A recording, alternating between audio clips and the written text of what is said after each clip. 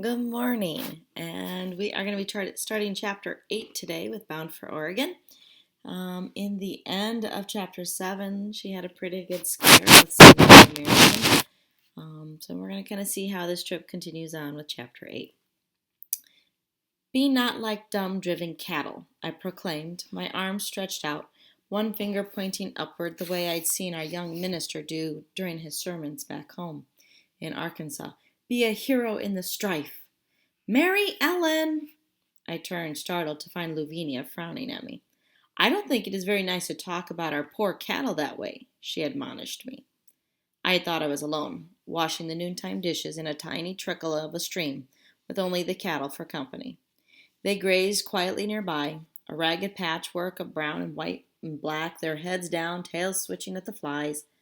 I was just practicing my Longfellow poem, I explained, bending down to rinse the last two tin plates. Oh, magically, her frown changed into her usual sunny smile. Well, that's all right then, she said, and she skipped away. But after that, whenever I recited this verse, I felt as if I ought to apologize to our cattle, who were so patiently pulling our wagon along. They never complained or shirked their work. When Father lifted the yoke and said, "Come, Buck and Ben," the two lead oxen always put their heads obediently under it. Dumb and driven they might be, but they seemed like heroes to me. Our fast pace of the last 2 weeks was beginning to take its toll on all of our animals. Some of the oxen had sore shoulders, where their neck bows rubbed against the flesh. Father and John cleansed the sores, rubbed the wood of the neck bows smooth, and sometimes patted them. Their feet were also starting to become tender. Our cow Lily had almost stopped giving milk, so we couldn't have one of our favorite evening meals, mush and milk. And Rover didn't chase squirrels anymore or play, but just walked with a little limp behind the wagon. On the day of our longest march, I saw him lagging farther and farther behind. Finally, he gave up and lay down in the dust. "Father, wait!" I cried. Father stopped the team and I ran back. Rover lay with his head between his paws, his sad brown eyes looking up at me, his tail thumping against the ground. "Come, Rover," I coaxed, trying to lift him up, but the poor dog could not stand. "It's his feet," said Father when John and I carried him to the wagon. "They are all cut and sore." Although Mother did not approve of having a dog in the wagon, she let him stay just this once. As we rode along, she stitched up some canvas shoes for him. That night, Lavinia and I bathed Rover's feet and put on healing powders. The next morning after breakfast, we dressed him with his little shoes. At first, he tried to chew them off. Finally, though, he decided to endure them. It was so strange to see a dog wearing shoes that we all had a good laugh, and Rover hung his head as if he were ashamed. Mother, too, seemed more and more tired. Some evenings she did not feel up to preparing supper and just sat in her chair, directing us about cooking. Those nights, all we had to eat was bacon and frying pan bread, and of course our everlasting molasses. Still the men kept pressing forward. One day we again made close to 20 miles, descending from the high plains through the line of low, barren hills, like drifts of sand thrown by the wind, and into the wide valley of the Platte River. In front of us lay the river, a mile across it seemed to me, swift and swollen and muddy yellow in color. Its fast-flowing water was dotted with islands, and on them grew green bushes and trees, but no trees at all, not even a slip of a willow or a cottonwood, could be seen on the low river banks. The land was so flat, the sky so high, the river so wide, that all I could do was stand and stare. Never, I thought, had I seen a world so large. Looking at it in the gray dusk, the Platte seemed impossible to cross. But the next morning, when Father measured the water with a pole, we were amazed to find that it was only about 3 feet deep. So the wagon beds were raised several inches with blocks to make sure no water would run in them, and ropes were attached to the front, so the men riding ahead on the horseback could help out if necessary. Mr. Tedrose went first, looking for the best route to cross, as we heard about the dangers of quicksand. Then whips snapped and cattle bawled. "Up there, Ben! Up there, Buck!" shouted Father. Reluctantly, the team started into the river. It was a long and slow crossing. As the water crept higher and higher up the wagon bed, I remembered the crossing of the Kaw. I began to feel dizzy and closed my eyes, but our wagon made it to the other side without even a sack of flour or any of the bedding getting wet. The others did almost as well. The only loss in the crossing was David Grant's hat, which flew off and quickly sank in the muddy water. At a place called Grand Island, our trail joined with another one. Here the road had been so deeply cut by passing wagons that sometimes the sand came all the way up to the wheel hubs. Suddenly, we were once again in daily contact with other wagon trains. This trail, we were told, came from Council Bluffs, Iowa. One day, a friendly family gave us a newspaper. It was rare that Father would take time to rest before dinner, but that afternoon he sat down, his back leaning against the wagon tongue, and eagerly devoured every page of the folded and torn old newspapers. It seemed that the Southern problem is waxing warm, he told Mother at supper. The talk everywhere is of slavery. Abraham Lincoln is attracting attention with his speeches. Mr. Lincoln, a young lawyer, had married Father's first cousin in Illinois. The next day I overheard Father discussing the subject with the other men. It was late in the afternoon after we had made camp.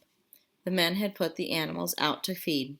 Coming back, they had to search a large area to find enough fuel for the campfires. While the evening meal was being prepared, each of them was doing various chores, greasing wagon wheels, soaking a wheel so that the wood would not dry out and the iron tire fall off, tightening up brake blocks and splicing whiplashes. You know, said Sarah Jane's father, we're doing nigger's work. I was shocked to hear him use that word. Father would never permit us to speak that way. All honest work is honorable, Father replied quietly. Sarah Jane's father shook his head and pulled on his short chin whiskers. Those people are only fit to be bossed and do dirty work, he said. Mr. Grant bounced up from where he had been bent over a wheel. We live in a free country, he burst out. His face turned red as it did whenever he was agitated. No man, either white or black, should be a slave for another. You do not know them as I do, Sarah Jane's father insisted, or you wouldn't speak that way. Just at that moment, Mother called me to fetch water from the river. Sarah Jane and I walked along side by side, swinging our buckets. You know, she said after a moment, my father has had slaves, and he knows what he's talking about. But my father reads the Bible, and he knows he is right. What is right, I answered. We were both silent as we dipped our pails into the river. Anyway, Sarah Jane added as we started back, you can't trust one of them. You can't trust some white people, I retorted. I think the Negroes should be freed. Bright spots of pink burned on her cheeks. Never, she cried. We walked the rest of the way back to camp in silence. But in the days that followed, there was little time for political discussions. A much more pressing problem was on the minds of the men. It was the condition of our animals. Father was worried about how thin the cattle and horses were becoming. He thought we should slow down to give them more time to graze and rest. Mr. Grant agreed with him, but the other men did not. Mr. Tedros dismissed the idea with an impatient wave of his hand. At that rate, we'll never get through to Oregon, he said.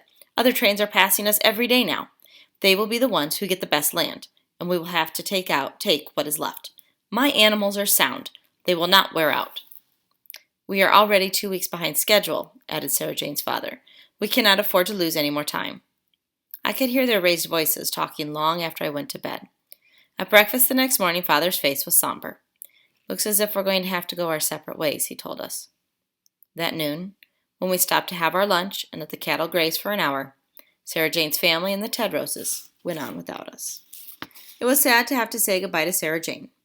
I thought all about the miles we had walked together and the good times we'd had, telling stories, laughing at the antics of the prairie dogs, picking flowers, herding the cattle together on horseback, and that bad time with the Indians. Would we ever meet again, I wondered. Goodbye, I called, waving my arms as her wagon rolled slowly away. Good luck. Good luck to you, she shouted back.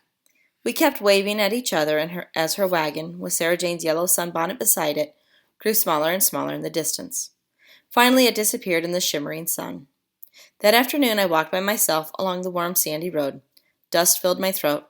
The sand reflected the heat of the sun back into my face, making perspiration trickle down my cheeks. Looking around, I could see nothing to break the monotony. Not a stick or a stone, a bird, a flower. I began to wonder about Father. Were he and Mr. Grant being sensible, or was it possible that they were too careful? If others could travel fast, why couldn't we? As Father was stacking the wood for the campfire that evening, I asked him about it. Mary Ellen, he said in his calm, reasonable voice, looking straight at me, there is an old saying, the more haste, the less speed. Surely you must have noticed the skeletons we have passed of oxen that had to be abandoned along the way. It is essential that we take care of our animals, otherwise they will not be able to carry us safely through. I understood what he was saying. From time to time, I had seen bones of dead oxen bleached white by the sun. Still, it seemed terrible to have our friends go on without us, leaving us alone. That night, as darkness closed in and the voices of coyotes and wolves rang out across the empty plains, I felt more lonesome than ever before. I huddled close to my sleeping sister, trying to get warm. For comfort, my thoughts turned back to the little house we had left behind in Arkansas. I tried to imagine my bed tucked up under the roof. Mother's white curtains puffed out in the breeze. Easy chair in front of the big stone fireplace with the fire burning snug and warm. Father's pottery wheel out of the shed, turning out a plump jug, a tall, graceful pitcher. But somehow or other, I couldn't quite bring them into focus. How could I forget in such a few short weeks? Then, wrapped in her starry quilt close around me like a cocoon, I thought of Grandma. More than ever now, I needed to remember her smiling face. But suddenly, even Grandma's face was lost to me. It seemed to hover somewhere just out of reach. Shivering, I waited for morning to come again. And that is the end of chapter 8. I hope you will join me for chapter 9. See you.